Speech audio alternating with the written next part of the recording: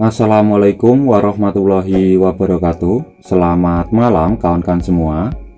Pada kesempatan kali ini saya akan memberikan materi perihal analisis regresi linier berganda beserta uji asumsi klasik untuk data sekunder di program SPSS.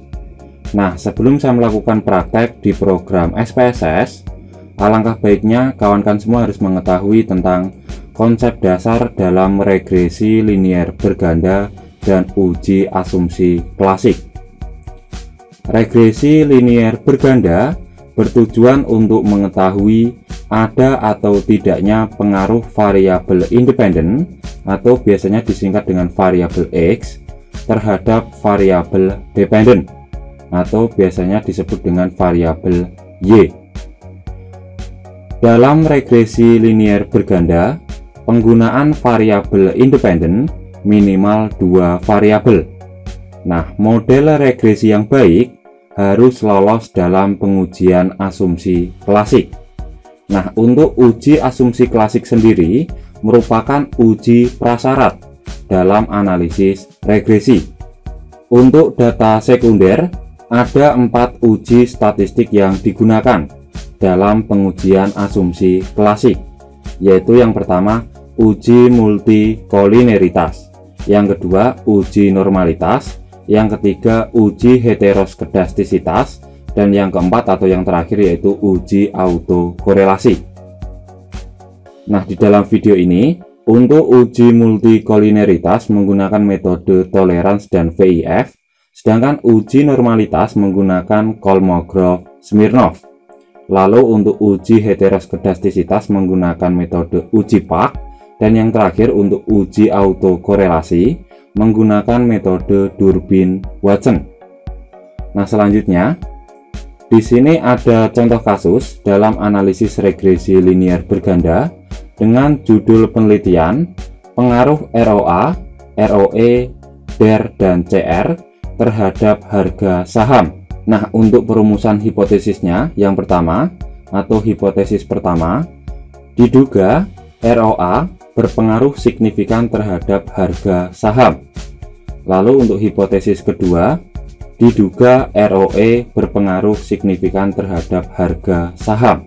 Lalu untuk hipotesis ketiga, diduga DER berpengaruh signifikan terhadap harga saham. Lalu yang terakhir untuk hipotesis yang keempat, diduga CR berpengaruh signifikan terhadap harga saham. Nah, langsung saja saya akan menuju ke program SPSS. Di sini saya menggunakan SPSS versi 23, dan di dalam video ini saya menggunakan jumlah data sebanyak 51 data. Nah, langsung saja saya akan melakukan analisis data. Caranya, kita bisa pilih menu Analyze, lalu pilih Regression, selanjutnya pilih Linear.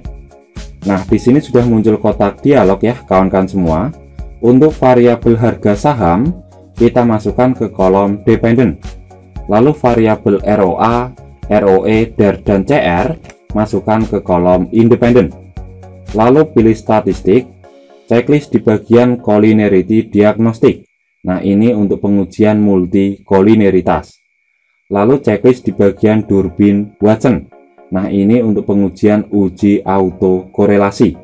Lalu pilih continue, selanjutnya pilih save. Kita checklist pada unstandardized residual. Lalu pilih continue, selanjutnya pilih OK. Nah, di sini kita abaikan dulu outputnya. Nah, tahap selanjutnya saya akan memunculkan variabel baru, yaitu variabel ln_res. Caranya, kita bisa pilih menu transform, lalu pilih compute variable. Nah, di sini sudah muncul kotak dialog ya kawan-kawan semua. Untuk pengisian pada target variabel, isikan dengan ln_res. Lalu di bagian function group, pilih arithmetic. Lalu di bagian function and special variables, pilih ln, klik 2 kali. Selanjutnya, masukkan variabel unstandardized residual ke kolom numeric expression. Selanjutnya, pilih simbol bintang yang artinya perkalian.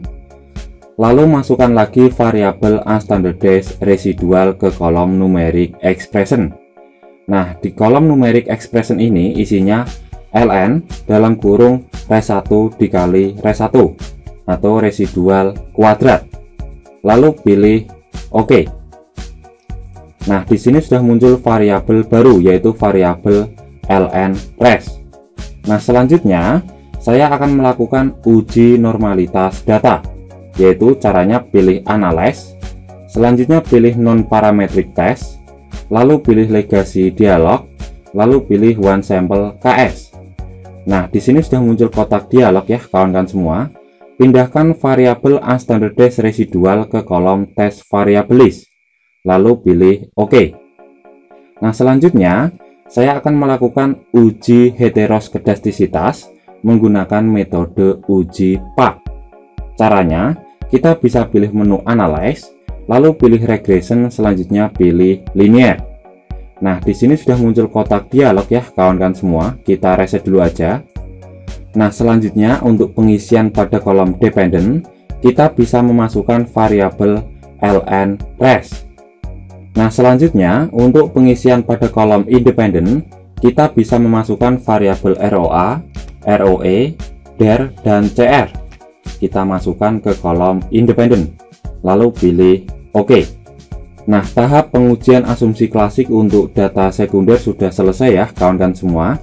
Dan untuk melakukan interpretasi outputnya, akan saya buka kembali file PDF-nya. Nah, di sini ada hasil output SPSS dan interpretasi uji asumsi klasik. Yang pertama untuk uji multikolineritas. Nah, pada uji multikolineritas, kawan-kawan semua bisa fokus pada tabel koefisien, yang lebih tepatnya pada kolom colinearity statistik, yaitu pada kolom tolerance dan VIF. Nah, untuk kriteria pengujiannya, jika nilai tolerance lebih besar dari 0,100 dan VIF kurang dari 10, maka berkesimpulan tidak terjadi gejala multikolineritas.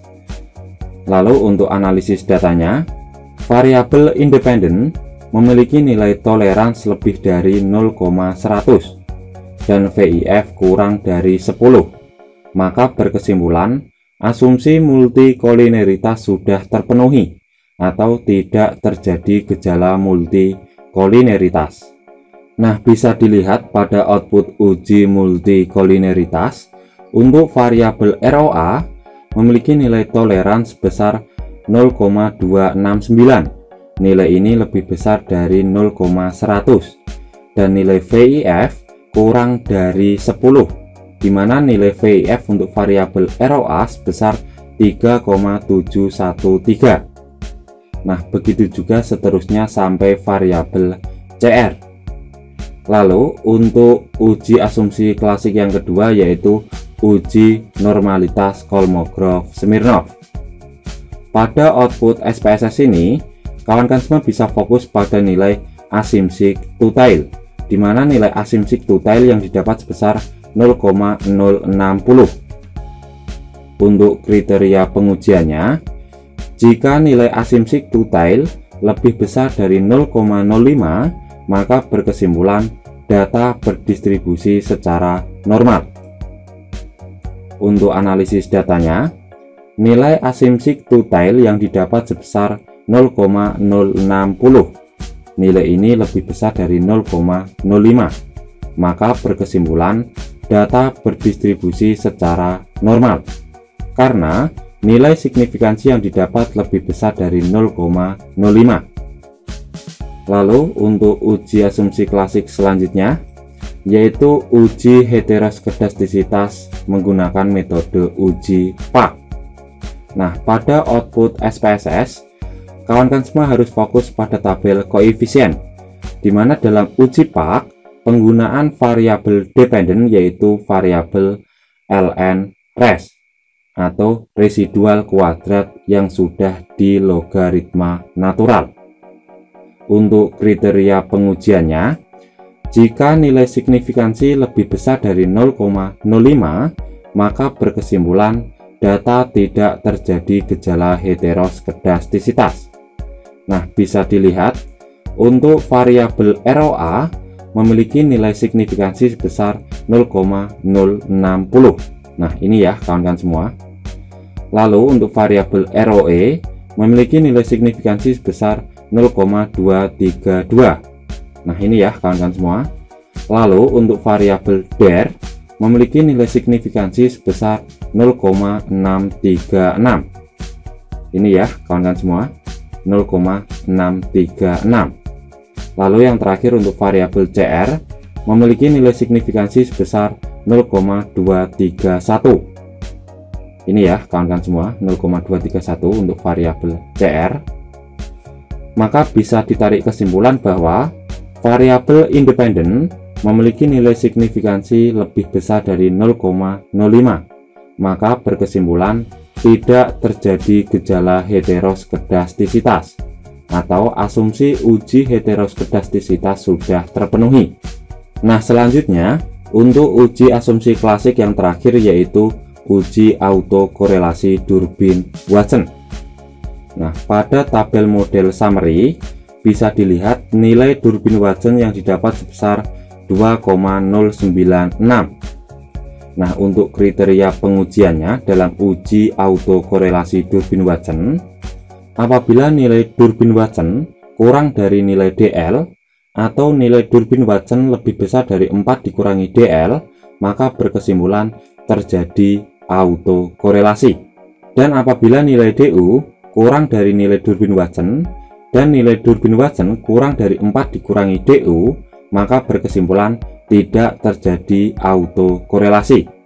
Lalu untuk kriteria pengujian yang terakhir, apabila nilai DL kurang dari nilai Durbin-Watson dan nilai Durbin-Watson kurang dari nilai DU atau 4 dikurangi DU kurang dari nilai Durbin-Watson dan nilai Durbin-Watson kurang dari 4 dikurangi DL, maka tidak ada kesimpulan. Nah, apabila kawan-kawan semua mendapatkan hasil tidak ada kesimpulan, saya anjurkan menggunakan uji rantes. Nah, uji rantes sendiri merupakan salah satu metode dalam uji autokorelasi selain Durbin-Watson. Nah, untuk analisis datanya, diketahui N sebanyak 51 data dan K atau variabel independen yang digunakan sebanyak 4 variabel. Maka nilai DL yang didapat sebesar 1,3855 dan nilai DU sebesar 1,7218. Nah, mungkin sampai di sini kawan-kawan semua masih bingung dari mana saya mendapatkan nilai DL dan nilai DU. Baik, akan saya tunjukkan tabel acuan untuk Durbin-Watson. Nah, pada tabel Durbin-Watson dengan alfa sebesar 5%, untuk N sebanyak 51 data, ini ya kawan-kawan semua 51 data, dan K sama dengan 4 atau 4 variabel independen yang digunakan, maka nilai DL yang diperoleh sebesar 1,3855. Nah, ini ya kawan-kawan semua, dan nilai DU sebesar 1,7218. Lalu untuk 4 dikurangi DL mendapatkan hasil sebesar 2,6145 dan 4 dikurangi DU sebesar 2,2782. Maka bisa ditarik kesimpulan nilai DU kurang dari nilai DW dan nilai DW kurang dari 4 dikurangi DU, di mana nilai DU sebesar 1,7218. Nilai ini kurang dari nilai Durbin-Watson yaitu sebesar 2,096. Nah, nilai Durbin-Watson ini kurang dari nilai 4 dikurangi DU yaitu sebesar 2,2782. Maka berkesimpulan tidak terjadi gejala autokorelasi. Nah, ini ya kawan-kawan semua. Nah, setelah pengujian asumsi klasik sudah selesai dan mendapatkan hasil lolos uji tiap uji statistik yang digunakan dalam uji asumsi klasik, kawan-kawan semua bisa melakukan uji hipotesis untuk menjawab hipotesis penelitian. Caranya, kita bisa pilih menu analyze, lalu pilih regression, selanjutnya pilih linier. Nah, di sini sudah muncul kotak dialog ya kawan-kawan semua. Kita reset dulu aja. Masukkan variabel harga saham ke kolom dependent, lalu variabel ROA, ROE, DER, dan CR ke kolom independent, lalu pilih OK. Nah, di sini sudah muncul output SPSS untuk output regression. Dan untuk melakukan analisis datanya, kita bisa buka kembali file PDF-nya. Pada pengujian pertama dalam regresi linear berganda, yaitu ada uji koefisien determinasi pada tabel model summary. Nah, ini ya kawan-kawan semua. Untuk analisis datanya, diketahui nilai adjusted R-square sebesar 0,526, maka memiliki arti bahwa variabel ROA, ROE, DER, dan CR memberikan sumbangan pengaruh secara bersama-sama sebesar 52,6% terhadap variabel harga saham, dan sisanya sebesar 47,4% dipengaruhi variabel lain di luar penelitian ini. Lalu untuk pengujian yang kedua yaitu uji F. Nah, untuk uji F ini kawan-kawan semua bisa fokus pada tabel ANOVA. Untuk kriteria pengujiannya, jika nilai signifikansi kurang dari 0,05, maka berkesimpulan variabel independen berpengaruh signifikan secara simultan atau secara bersama-sama terhadap variabel dependen. Nah, untuk analisis datanya, nilai signifikansi yang didapat sebesar 0,000. Nah, nilai ini ya kawan-kawan semua. Maka berkesimpulan variabel ROA, ROE, DER, dan CR berpengaruh signifikan secara simultan atau secara bersama-sama terhadap variabel harga saham, karena nilai signifikansi yang didapat kurang dari 0,05. Lalu untuk pengujian yang terakhir atau uji hipotesis, di sini dalam pengujian hipotesis untuk regresi linear berganda bisa menggunakan uji T pada tabel koefisien. Nah, untuk kriteria pengujiannya, jika nilai signifikansi kurang dari 0,05, maka berkesimpulan variabel independen berpengaruh secara signifikan terhadap variabel dependen. Nah, untuk analisis datanya, variabel ROA memiliki nilai signifikansi sebesar 0,026. Nah, nilai ini kurang dari 0,05. Maka berkesimpulan variabel ROA berpengaruh signifikan terhadap variabel harga saham, yang artinya hipotesis pertama diterima. Nah, ini ya kawan-kawan semua, nilai signifikansi untuk variabel ROA sebesar 0,026. Lalu untuk variabel ROE memiliki nilai signifikansi sebesar 0,930. Nilai ini lebih besar dari 0,05. Maka berkesimpulan variabel ROE tidak berpengaruh signifikan terhadap variabel harga saham, yang artinya hipotesis kedua ditolak. Lalu selanjutnya untuk variabel DER memiliki nilai signifikansi sebesar 0,043. Nilai ini kurang dari 0,05. Maka berkesimpulan variabel DER berpengaruh signifikan terhadap variabel harga saham, yang artinya hipotesis ketiga diterima. Lalu yang terakhir untuk variabel CR memiliki nilai signifikansi sebesar 0,001. Nilai ini kurang dari 0,05. Maka berkesimpulan variabel CR berpengaruh signifikan terhadap variabel harga saham, yang artinya hipotesis keempat juga diterima. Nah, pada tabel koefisien ini kawan-kawan semua bisa melakukan penarikan kesimpulan uji hipotesis menggunakan perbandingan nilai signifikansi. Apabila nilai signifikansi kurang dari 0,05, nah ini menggunakan alfa 5% ya kawan-kawan semua, maka berkesimpulan ada pengaruh secara signifikan. Nah, mungkin sampai di sini kawan-kawan semua masih bingung kenapa saya tidak menggunakan perbandingan nilai T hitung dan T tabel. Menurut saya pribadi, perbandingan nilai T hitung dan T tabel digunakan ketika apabila nilai signifikansi tepat di angka 0,05 dan apabila nilai signifikansi kurang dari 0,05, maka bisa berkesimpulan ada pengaruh variabel independen terhadap variabel dependen. Dan apabila nilai signifikansi lebih besar dari 0,05, maka berkesimpulan tidak ada pengaruh variabel independen terhadap variabel dependen.